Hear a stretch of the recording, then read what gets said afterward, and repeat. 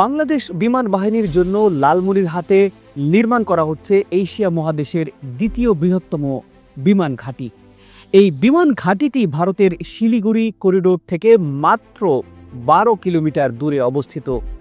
ভারতের চিকেন নেকের এত কাছাকাছি বিমান ঘাঁটি নির্মাণ করায় এরই মধ্যে আপত্তি জানিয়েছে ভারত। শিলিগুড়ি করিডোরের অত্যন্ত সরু এই চিকেন নেক দিয়ে ভারতের মূল ভূখণ্ডের সাথে তাদের পূর্বাঞ্চলীয় 7টি রাজ্যের সাথে যোগাযোগ রক্ষা করে। বাংলাদেশের কৌশলগত নিরাপত্তার জন্য লালমনিরহাট বিমান ঘাঁটিটি খুবই গুরুত্বপূর্ণ। এই বিমান ঘাঁটি ভারতের চিকেন নেকের উপর নিঃশ্বাস ফেলছে। প্রিয় দর্শক, আজকের প্রতিবেদনটি সাজিয়েছি নির্মিতব্য লালমনিরহাটের বিমান ঘাঁটির আদ্যপান্ত নিয়ে। ভারতের দুশ্চিন্তার কারণ কেন, এই বিমান ঘাঁটি নিয়ে ভারতের উপর কতটা প্রভাব বিস্তার করতে পারবে বাংলাদেশ, এসব প্রশ্নের উত্তর খোঁজার চেষ্টা করব। পুরো ভিডিওটি দেখলে জানতে পারবেন জটিল কিছু প্রশ্নের উত্তর। চ্যানেলটি সাবস্ক্রাইব করে আমাদের সঙ্গেই থাকুন।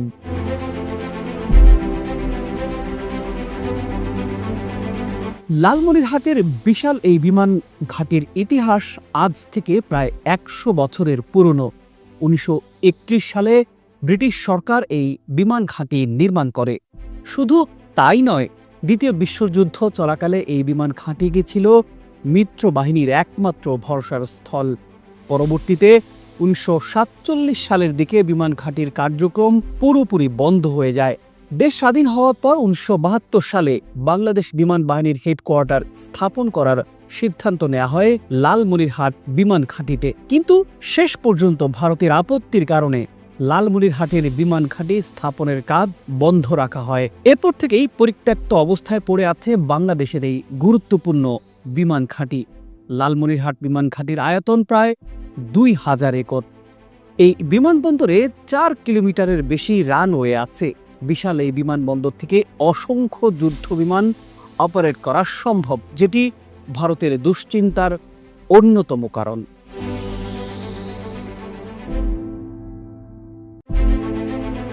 লালমনিরহাট বিমান ঘাঁটিটি এতটাই বিশাল যে এই ঘাঁটি থেকে কমপক্ষে 50 থেকে 70টি যুদ্ধ বিমান একসাথে উড্ডয়ন করতে পারবে।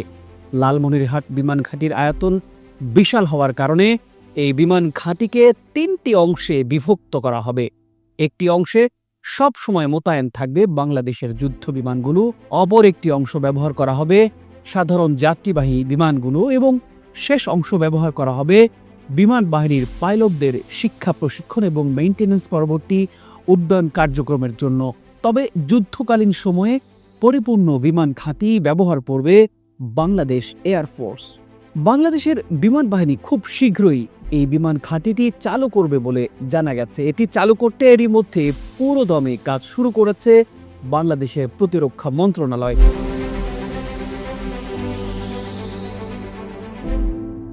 পতিত শেখ হাসিনা সরকারের সময় ভারতের চাপে এই বিমানবন্দরের কাজ বন্ধ হয়ে যায়। তবে অন্তর্বর্তী সরকার ক্ষমতায় আসার পর থেকে এই বিমানবন্দর নির্মাণের কাজ দ্রুততার সাথে এগিয়ে চলছে। এই বিমান ঘাঁটিটি চালু হলে ভারত বাংলাদেশের অনেক হিসাব নিকাশ পাল্টে যাবে। চাইলেই বাংলাদেশের ওপর হামলা করা আর কখনোই সম্ভব হবে না, কারণ ভারত বাংলাদেশের উপর হামলা চালাতে গেলেই খুব অল্প সময়ে এই বিমান ঘাঁটিটি ব্যবহার করে তাদের চিকেন নেক বন্ধ করে দিতে পারবে বাংলাদেশ।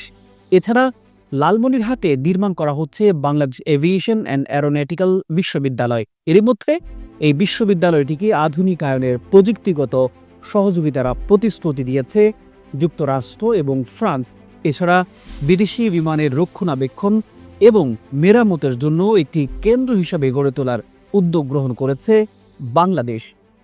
লালমনিরহাটের বিমান ঘাঁটিতে সৌদি আরব, চীন, আরব আমিরাত, যুক্তরাষ্ট্র, কাতার সহ বিভিন্ন দেশ এই প্রকল্পে বিনিয়োগ করতে আগ্রহ প্রকাশ করেছে, কারণ এই বিমানবন্দরটিকে আন্তর্জাতিক হাব হিসেবে গড়ে তুলতে চায় বাংলাদেশ।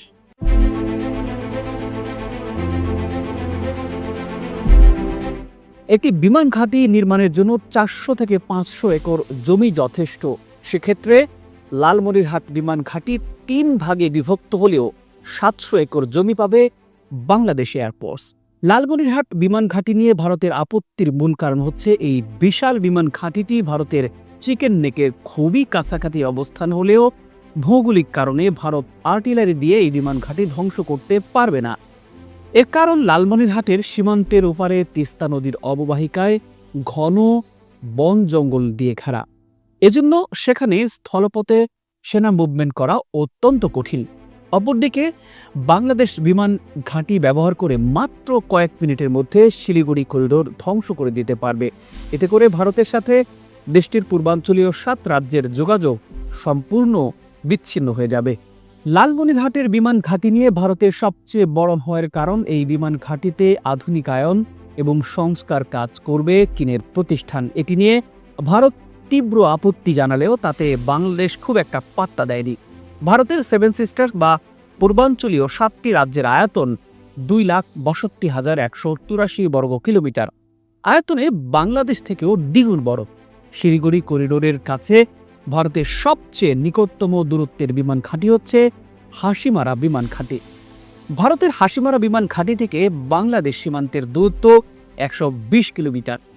লালমনিরহাট থেকে শিলিগুড়ি করিডোরের দূরত্ব মাত্র 12 কিলোমিটার। তাছাড়া হাসিমারা বিমান ঘাঁটির রানওয়ে 2.1 কিলোমিটার, যেখানে লালমনিরহাটের রানওয়ের আয়তন 4 কিলোমিটারের বেশি। আয়তনে হাসিমারা বিমান ঘাঁটি বাংলাদেশের লালমনিরহাট বিমান ঘাঁটি থেকে দ্বিগুণেরও বেশি বড়।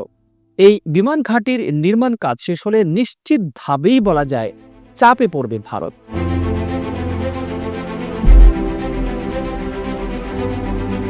2028 সাল নাগাদ এই বিমান ঘাঁটির কার্যক্রম পরিপূর্ণভাবে শুরু হওয়ার কথা রয়েছে। লালমনিরহাট বিমান ঘাঁটি বাংলাদেশের কৌশলগত নিরাপত্তা বৃদ্ধির পাশাপাশি বাংলাদেশকে এশিয়ার আঞ্চলিক হাব হিসেবেও গড়ে তুলবে। লালমনিরহাট বিমান ঘাঁটি ব্যবহার করে চীন, ভুটান, নেপাল, থাইল্যান্ড সহ পৃথিবীর বিভিন্ন দেশ তাদের পণ্য পরিবহন করতে পারবে। তাছাড়া লালমনিরহাটের ভৌগোলিক অবস্থান এমন একটি অঞ্চলে যা এশিয়ার গুরুত্বপূর্ণ বিমানপথের অনেক কাছাকাছি। এই বিমানবন্দরটির কাজ শেষ হলে এটি দক্ষিণ এশিয়া ও দক্ষিণ পূর্ব এশিয়ার সংযোগ স্থল হিসেবে কাজ করবে।